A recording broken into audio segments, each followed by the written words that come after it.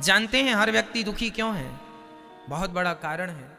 हर व्यक्ति इसलिए दुखी है क्योंकि आज तमाम इच्छाएं व्यक्ति की उसे परेशान कर रही हैं। आपके सुखी होने का मैं एक मंत्र आपको दे सकता हूं। जिसे सुखी होना हो वो अपनी इच्छाओं को समाप्त कर दे। चाह गई चिंता मिटी मनवा वे परवाह, जिसको कछु ना चाहिए सो ही साहनसाह। जब कुछ नहीं चाहिए तो आपको सब कुछ मिल जाता है, और कुछ चाहिए तो आपको कुछ नहीं मिलता। इसलिए चाह ही मिटा दो। चाह जी से लगी जी जरा हो गया, चाह हरि से लगी जी हरा हो गया। चाह इनकी हमें हरदम चाहिए, और अगर ये चाहे हमें तो फिर क्या चाहिए। ये चाह वहां तक चली जाए कि ये हमें चाहने लग जाए। हम क्या चाहते हैं? हम संसार के तुच्छ प्राणी हैं। हम पत्नी पति परिवार बेटा बेटी मकान पद प्रतिष्ठा, हम घर दुकान मकान के पीछे पड़ रहे हैं। अरे भगवान को चाहो। ये संसार का चाहना कोई चाहना है? किसान गेहूं बोता है तो गेहूं तो काटता ही है, पर गेहूं के संग एक चीज उसे फ्री में मिलती है। क्या क्या? भूसा, भूस। जैसे किसान भूसा के लिए गेहूं नहीं बोता, बोता है गेहूं गेहूं के लिए, पर गेहूं तो मिलती ही मिलती है, संग उसे फ्री में क्या मिलता है? भूसा। उसी प्रकार ये मनुष्य का शरीर तुमने भगवान को पाने के लिए जन्म लिया है, भगवान को पाने के लिए मनुष्य का शरीर धारण किया है। अरे भगवान को पाने के लक्ष्य से चलते रहो तो संसार का सुख वैभव प्रतिष्ठा पति पत्नी बेटा बेटी भूसे की तरह है, ये तो मिलेंगे ही। अरे गेहूं मिलेगी तो भूसा जाएगा कहां? भगवान मिलेंगे तो ये संसार का सुख जाएगा, ये तो मिलेगा ही मिलेगा। लेकिन विडंबना ये है कि हम उस भगवान को छोड़कर भूसे के पीछे भाग रहे हैं। हमें तो भूसा दे दो, भूसा दे दो। ये पत्नी पति बेटा बेटी पैसा पद प्रतिष्ठा जिसके पीछे आप भाग रहे हो, मैं ये नहीं कहता कि पैसे ना कमाओ, कर्म करना बुरा नहीं है, पैसे कमाना बुरा नहीं है, पर उस पैसे में आसक्ति रखना बुरा है। समझ रहे हैं? दो बातें हैं यहां पर। नहीं समझोगे सही तरीके से तो मेरी बात का गलत अर्थ हो जाएगा। पैसा कमाना बुरा नहीं है, मैं ये नहीं कहता कि आप हाथ पे हाथ रखे बैठ जाओ, ऐसे में तो अकर्मण्यता आ जाएगी। पैसा खूब कमाइए, काम खूब कीजिए, पसीना खूब बहाइए, पर जो धन के पीछे आप पागल हैं वो पागलपन धन के पीछे ना होकर वो पागलपन भगवान के पीछे हो तो जीवन सवर जाएगा। वो पागलपन ना हो धन से। हम ये नहीं कहते कि पैसा ना कमाओ, खूब पैसा कमाओ, भगवान करें आपके पास करोड़ों हो अरबों हो खरबों हो, लेकिन उसमें रत्ती भर भी मोहब्बत ना हो। प्रेम तो भगवान से ही हो। पैसे से प्रेम कर लोगे तो किसी का कोई फायदा नहीं है। बताओ, कर लो ना पैसे से प्रेम, है तो आप लोगों को पैसों से प्रेम, क्या फायदा हुआ? और मीराबाई ने पैसों से मोह हटाकर भगवान में मन लगाया। सदियां बीत गई, मीरा भले लोग कहते हैं मर गई, पर आज भी भक्तों के हृदय में जिंदा है। इसलिए मीरा की जयंती तो मनाई जाती है, विवेकानंद जी की जयंती तो मनाई जाती है, पर बड़े बड़े लोगों की टाटा बिरला अडानी अंबानी की जयंती नहीं मनाई जाती। मेरे भाई, पैसे वालों की जयंती नहीं होती। जो भगवान को प्राप्त कर लेते हैं उन्हीं को लोग याद करते हैं। धनवानों को कौन याद करता है? आज हैं कल नहीं रहेंगे, कौन याद करेगा? पर भक्तों को तो सदियां बीत गई, आज भी याद किया जाता है उसी सम्मान के साथ। हाँ या ना? इसलिए जीवन में सार तत्व हम आपको समझा रहे हैं कि परिवार बुरा नहीं है, उस परिवार से जो अटैचमेंट है आपका वो बुरा, हम उसके लिए मना कर रहे हैं। जीवन में सुख का मूल क्या है? सुख का मूल है इच्छाओं का परित्याग करना। जी जो है हमारा मन, इनसे लग जाए। ये जो इच्छाएं हैं हमारी संसार को पाने की, ये संसार को पाने की इच्छाएं समाप्त होकर बस भगवान को पाने की इच्छाएं हो जाएं कि कन्हैया तुम्हें एक नजर देखना है, जिधर तुम छिपे हो उधर देखना है। चाह जी से लगी जी जरा हो गया, चाह हरि से लगी जी हरा हो गया। चाह इनकी हमें हरदम चाहिए, और अगर ये चाहें हमें। इतना प्यार करो भगवान से, इतना प्यार करो भगवान से कि आज आप भगवान को चाह रहे हैं, वो दिन आए कि भगवान आपको चाहने लग जाएं। चाह जी से लगी जी जरा हो गया, चाह हरि से लगी जी हरा हो गया। चाह इनकी हमें हरदम चाहिए, और अगर ये चाहें हमें तो फिर क्या चाहिए। जीवन की दौड़ वहां समाप्त होती है। गंगा तब तक दौड़ती है गंगोत्री से निकलकर जब तक सागर की प्राप्ति नहीं हो जाती। अरे जीवन में दौड़ भाग तब तक है जब तक परमात्मा रूपी सागर प्राप्त नहीं हो जाता। परमात्मा रूपी सागर प्राप्त हो जाए तो जैसे गंगा सागर में जाकर बिल्कुल शांत हो जाती है, उसकी दौड़ समाप्त हो जाती है। जीवात्मा की दौड़ तब समाप्त होगी जब परमात्मा की गोद प्राप्त हो जाएगी, परमात्मा के चरण प्राप्त हो जाएंगे। इसलिए आज लोग भाग रहे हैं, परेशान हैं। क्यों? क्योंकि अभी तक तुम्हें वो गोद प्राप्त नहीं हुई जिस गोद के लिए तुमने जन्म लिया है। क्या करो, तुम रास्ता ही भटक गए हो। जाना था वृंदावन पर पहुंच गए दिल्ली, सीधा निकल गए। अब रास्ता, अब एक सज्जन दिल्ली पहुंच गए, कहीं से आए होंगे, दक्षिण भारत से आए एक सज्जन, वृंदावन उनका बहुत सुना कि भाई वृंदावन में बिहारी जी हैं, चलो जरा वृंदावन चलते हैं। तो वृंदावन आए तो सही, पर उनकी ट्रेन जो है मथुरा स्टेशन रुकी तो सही, पर वो क्या हुआ कि उनकी नींद लग गई और ट्रेन उसके बाद सीधा वो दिल्ली पहुंच गई। अब वो दिल्ली उतर गए और दिल्ली में वहां लोगों से पूछ रहे, भैया ये बिहारी जी कहाँ हैं, ये वृंदावन कहाँ है? उन्होंने कहा, भाई दिल्ली में वृंदावन नहीं है, वृंदावन तो वृंदावन में है। आप गलत जगह पर पता ढूंढ रहे हैं। बिहारी जी के लिए तो आपको पहले वृंदावन जाना पड़ेगा। आप बहुत आगे आ गए, थोड़ा पीछे जाइए। बस यही जीवन का सिद्धांत है। हम लोग जिस परमात्मा को पाने के लिए आए थे वो तो पीछे रह गया, हम लोग बहुत आगे निकल आए। पति पत्नी परिवार की खोज करते आगे निकल आए और अब पति पत्नी परिवार में उलझ कर पूछ रहे, भैया भगवान कहाँ है? अरे भगवान को पाना है तो जरा पीछे जाओ। पीछे जाने का अर्थ है इनसे मन हटाओ और भगवान के चरणों में मन लगाओ और फिर वहां प्रेम करो। अभी तुम प्रेम कर रहे हो पत्नी से, पति से, बेटी से, बेटा से, धन से, दौलत से। वही प्यार जो पत्नी और पति और परिवार से है, वही प्यार भगवान से होगा तो काम बनेगा। प्यार अलग से नहीं होता, प्रेम अलग से नहीं लाना कहीं से। जितना हमारा संसार से है उतना भगवान से हो जाए। मीराबाई भगवान से प्यार करती थी, नरसिंह मेहता भगवान से प्यार करते थे, तो भगवान से प्यार हो जाए तो ना काम होगा। अब हमारा प्यार तो जमाने भर से है, इनसे भी प्यार, इनसे भी प्यार, इनसे भी प्यार।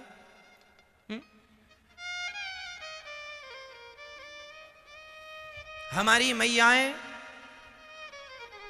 अरे भैया ये सुपड़ा हमारा है, ये गैया हमारी है, ये पलंग हमारा है, ये गिलास हमारी है, ये चम्मच हमारी चम्मच तुम्हारे पास कहां से आ गई? हाँ, चोरी करते हो चम्मच की। ये चम्मच हमारी है, ये गिलास हमारी है, ये कटोरी हमारी है। सारी जिंदगी आपकी तो यही करते निकल गई ना। ये चम्मच हमारी है, ये गिलास हमारी है, ये लोटा हमारा है, ये बर्तन हमारे हैं। कब कहा आपने कि भगवान हमारे हैं? गोविंद मेरो है, गोपाल मेरो है। भगवान मेरे हैं, मेरे तो गिरधर गोपाल। वो तो कहा नहीं ये चम्मच मेरा है, ये गिलास मेरी है, ये कटोरी मेरी है, ये गैया मेरी है, ये बछड़ा मेरा है, ये बेटी मेरी है, ये बेटा मेरा है, ये पत्नी मेरी है, ये दुकान मेरी है, ये बोतल मेरी है, ये बर्तन मेरा है, ये फला क्या क्या कहते हो, ये घर मेरा है, ये छत मेरी है, ये बेडरूम मेरा है, ये किचन मेरी है, ये सब मेरा, सब मेरा। तुम्हारा जो है उसे आज तक नहीं कहा कि ये मेरा है। गोविंद मेरो है, गोपाल मेरो है, मेरे तो गिरधर गोपाल, दूसरों ना कोई। ये यथार्थ में ये तुम्हारा है, पर इसे कोई नहीं कहता कि मेरा है। बस जो तुम्हारा है ही नहीं उसके पीछे भाग रहे हो, यही तुम्हारे दुख का कारण है। जो तुम्हारा है उसे तुम अपना तो मानते नहीं हो, और जो तुम्हारा है नहीं उसके पीछे भाग रहे हो, यही तुम्हारे दुख का मूल कारण है। अब अज्ञानियों की तरह तुम व्यवहार करो तो इसमें ईश्वर का क्या दोष है? अब परेशान हैं लोग। भारत में 135 करोड़ लोग रहते हैं लगभग सभी लोग परेशान हैं, कुछ लोगों को छोड़ के। क्यों परेशान है? इसलिए कि जो तुम्हारा है नहीं उसके पीछे भाग रहे हो। कह दो अपने दिल में हाथ रख के किसी वस्तु को, कह दो कि ये वस्तु मेरी है।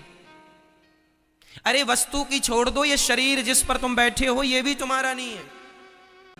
संयोग से दोनों की साड़ी एक सी थी, तो उसने पहली वाली ने अपनी साड़ी उठाई तो उसके संग वो भी फंस गई, तो वो दोनों साड़ी उठा के ले गई। अब उसने आकर कहा, क्यों जी हमारी साड़ी यहां थी? तभी उसको रखी दिख गई कि इसके यहां पे रखी है साड़ी। क्यों जी तू चोर है, मेरी साड़ी ली रखी है? लो भैया, साड़ी के चक्कर में दोनों का महाभारत चालू हो गया। ये साड़ी मेरी है, ये साड़ी मेरी है, साड़ी मेरी है। घंटे बर्बाद कर दिए लड़ाई झगड़े में।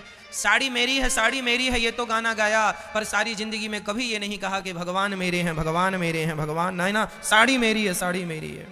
ये जमीन मेरी है, ये मेरी जमीन में तुमने बाड़ी लगा ली, तार लगा लिया, ये भाई मेरी जमीन 2 इंच तुमने बढ़ा ली, 1 फीट तुमने मेरा कब्जा कर लिया, ये जमीन मेरी है, ये खेत मेरा है, ये घर मेरा है, ये प्रॉपर्टी मेरी है। कब कहा अपने इस प्रेम से कि गोविंद मेरा है, भगवान मेरे हैं? और नहीं कहोगे जब तक, तब तक यूं ही पिसते रहोगे। पुनरपि जननम पुनरपि मरणम पुनरपि जननी जठरे शयनम, जन्म मृत्यु जन्म मृत्यु जन्म मृत्यु का चक्र चलता रहेगा। तुम पिसते रहोगे, कभी स्त्री बनोगे, कभी पुरुष बनोगे, कभी हाथी बनोगे, कभी घोड़ा बनोगे, कभी चींटी बनोगे, कभी मकड़ी बनोगे, कभी कुछ बनोगे, पिसते रहो। यदि इस चक्र से बचना है, मोक्ष के द्वार तक पहुंचना है, तो छोड़ दो कि ये संसार मेरा है, कहने लग जाओ कि बस भगवान मेरे हैं, भगवान मेरे हैं, कृष्ण मेरे हैं, श्रीमन नारायण मेरे हैं, श्रीमन नारायण मेरे हैं, बस वही मेरे हैं। ये यथार्थ है। अब इसके बल पर काम करो। मैं बिल्कुल फिर से दोहरा दूं कि मैं ये बिल्कुल नहीं कहना चाहता कि आप अकर्मण्य हो जाएं, काम करें, पत्नी के संग रहें, पर भाव यही रहे कि ये पत्नी मेरी संपत्ति नहीं, ये तो ईश्वर की संपत्ति है, ये बेटा मेरा नहीं, ये भगवान का दिया प्रसाद है, ये दुकान मेरी नहीं, ये दुकान परमात्मा का दिया प्रसाद है। हम तो एक मैनेजमेंट कर रहे हैं समाज। मैनेजर जो होता है बैंक का, क्या वो बैंक उस मैनेजर की होती है? अरे बैंक का सारा हिसाब किताब मैनेजर करता है। करोड़ों का लेन और करोड़ों का देन, लेन देन कौन करता है? मैनेजर करता है। उसी के हाथ में चाबी होती है। करोड़ों का हिसाब करता है, लेना और देना करता है, पर वो मैनेजर कभी ये नहीं कहता कि मैं इस बैंक का मालिक हूं। उसी तरह तुम अपने घर में केवल मैनेजमेंट के लिए हो, मैनेजर हो। तुम्हारे परिवार का, दुकान का, तुम्हारे जीवन का, तुम्हारे शरीर का, तुम्हारी श्वासों का, तुम्हारी धड़कन का मालिक तो गोविंद है, कृष्ण मालिक हैं, मालिक वो हैं, तुम केवल मैनेजर हो। लेकिन तुम गलती क्या करते हो? मालिक बने बैठ गए, मैं मालिक हूं।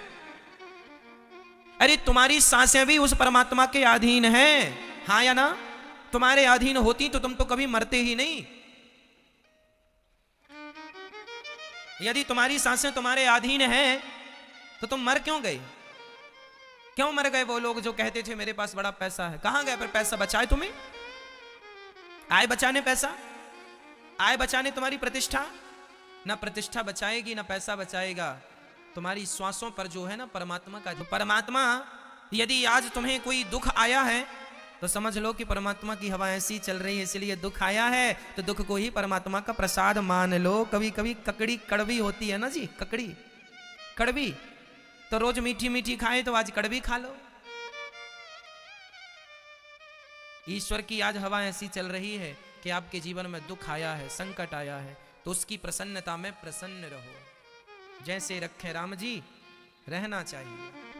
और यदि आज आप लोग बड़े अमीर हो गए हैं और घर बढ़िया, भगवान ने खूब धन दिया है, आप अच्छा काम कर रहे हैं, खूब उन्नति हो रही है, आपका खूब नाम इज्जत बढ़ रही है, बढ़ रहा है, तो समझ लो कि परमात्मा ऐसी ही हवा चला रहे हैं। उसमें भी परमात्मा का धन्यवाद करो। हे ईश्वर आपका धन्यवाद, आपने मुझे धन इसलिए दिया है कि मैं ज्यादा से ज्यादा धर्म कर सकूं। जितना धन आवे उतना धर्म ज्यादा करो। क्यों?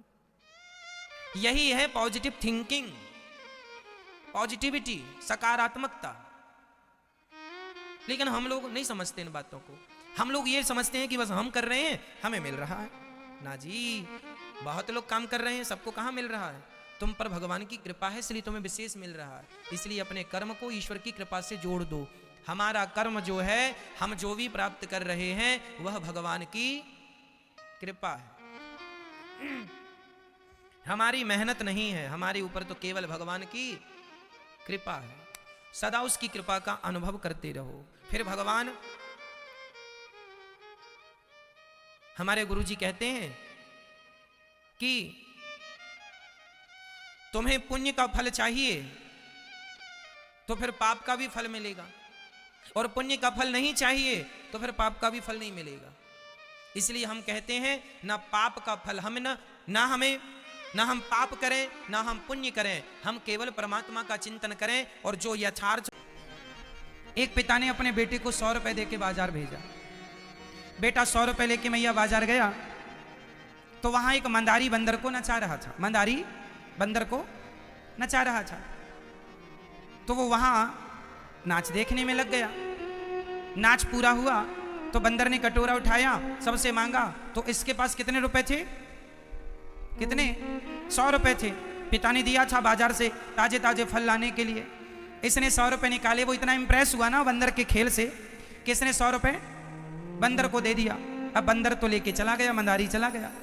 अब इसे याद आई कि मैं 100 रुपए लेके आया था। किस लिए याद आया? अरे पिताजी ने तो बाजार फल के लिए भेजा था। वो दुकान में गया, फल मांगा तो दुकानदार ने कहा भाई पैसे दो। उसने कहा पैसे तो नहीं है। तो दुकानदार ने कहा फिर फल कैसे मिलेंगे, जाओ। वो वापस खाली हाथ अपने पिता के पास आया। पिता ने पूछा बेटा फल ले आए? नहीं पिताजी नहीं लाया। क्यों बेटा?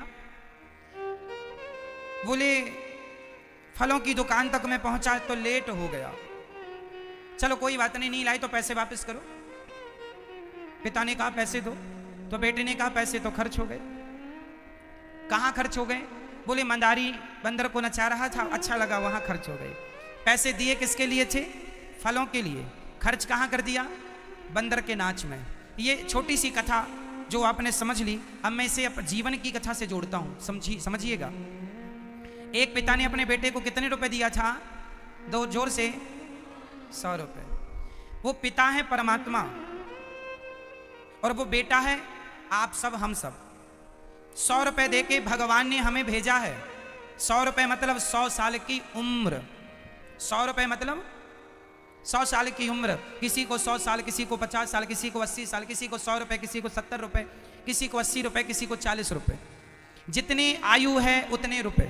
आपको भगवान ने कहां भेजा है? बाजार। ये संसारिक बाजार है।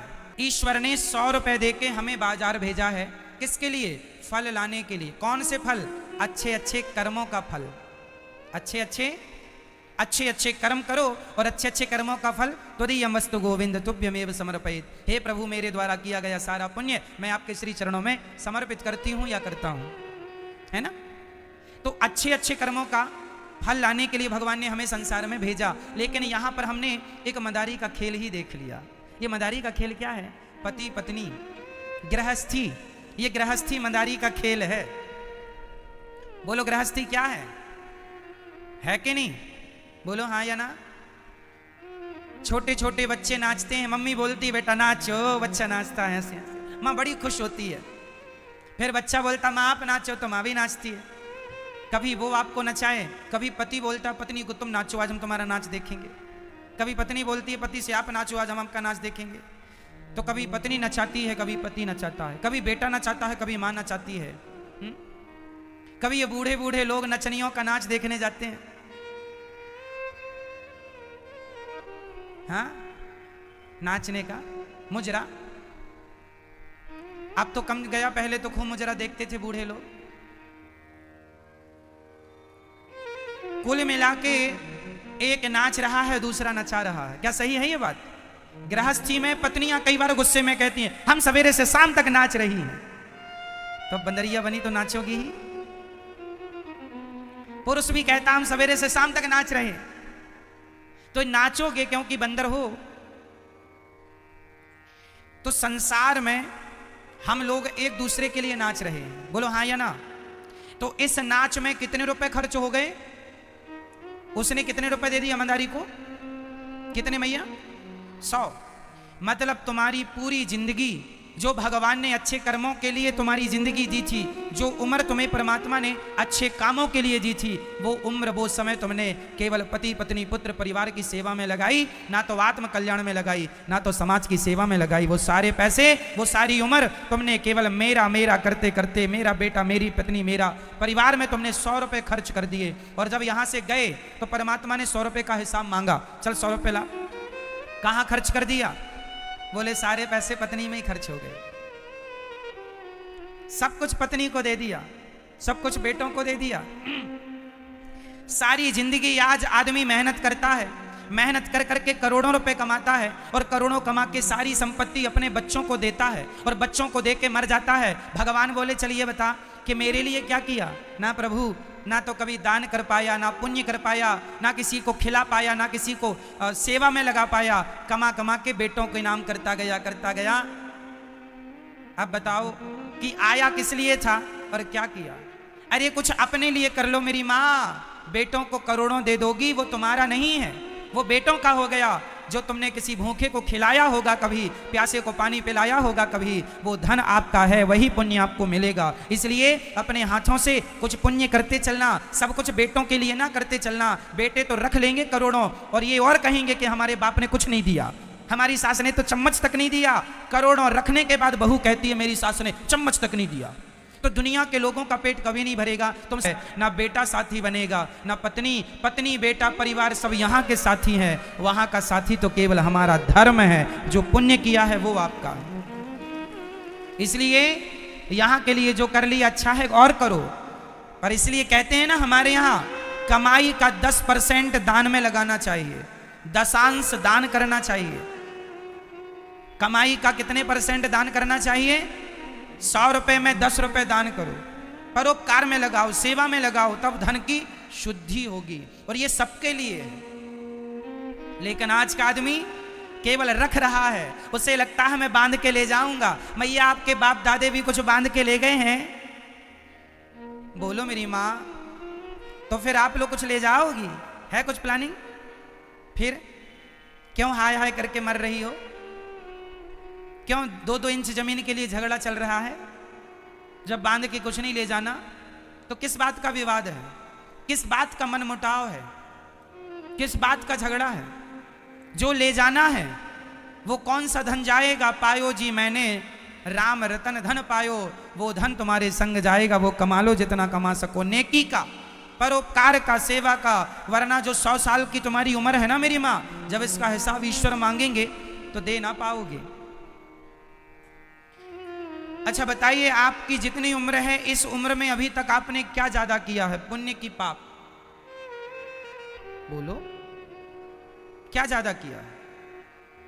भैया बताओ, अपने से बताओ, हमें सुनने की, हम क्या करेंगे जान के।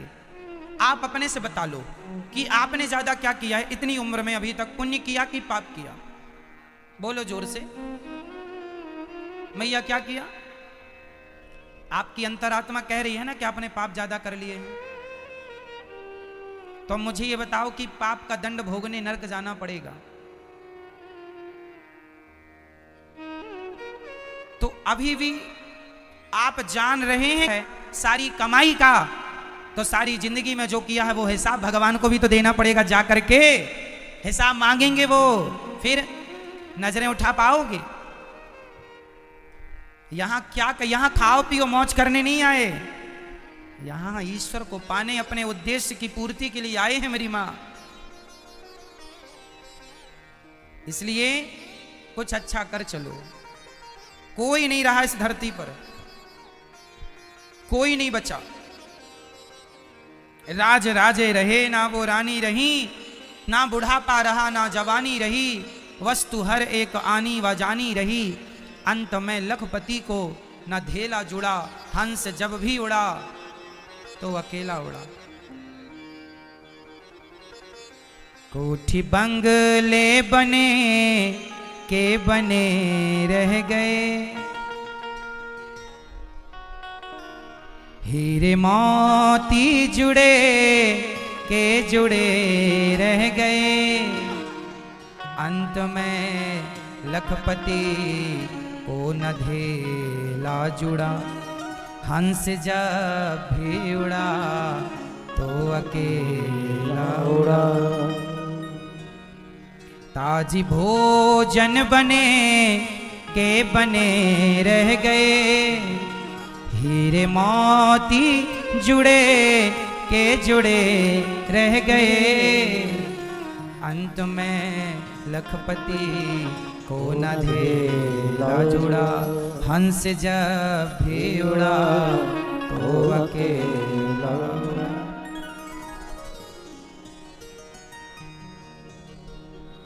सबको मरना पड़ेगा। हिटलर का नाम कौन कौन जानता है? मैया जानती हो हिटलर को? मैया आप जानती हो? नहीं जानती? एक हिटलर नाम का व्यक्ति था, उसने लाखों लोगों को मारा था। कैसे मारता था? बड़ी भट्टी बनवा रखी थी, आग जलती थी। यदुहियों को, सबसे ज्यादा उसने यदुही धर्म के लोगों को मारा था। इस धरती का आज तक के, धरती जब से बनी है तब से लेके आज तक का सबसे क्रूर व्यक्ति हिटलर माना गया। सबसे क्रूर व्यक्ति है। आग जलती थी, छोटे छोटे बच्चों को ले जाके आग में फेंक देता था, स्त्रियों को आग में फेंक देता था, पुरुषों को आग में ले जाके फेंक देता था। और उसे तड़पता हुआ, जब वो तड़पते चिल्लाए तो ये बहुत हंसता था। ये बच्चों की चीख सुन के हंसता था, ये लोगों का दर्द सुन के हंसता था। कितने लाख लोगों को मारा है? 1 लाख तो रिकॉर्ड है, मतलब लिखित में 1 लाख है, और जो लिख नहीं पाए ना जाने और कितने मारा होगा। लाखों लोगों की हत्या इसने, निर्मम हत्या की। अब मैं कहना यह चाहता हूं कि एक है हिटलर जो बड़ा दुष्ट था, और एक है श्रवण जो अपने माता पिता की सेवा करते हैं।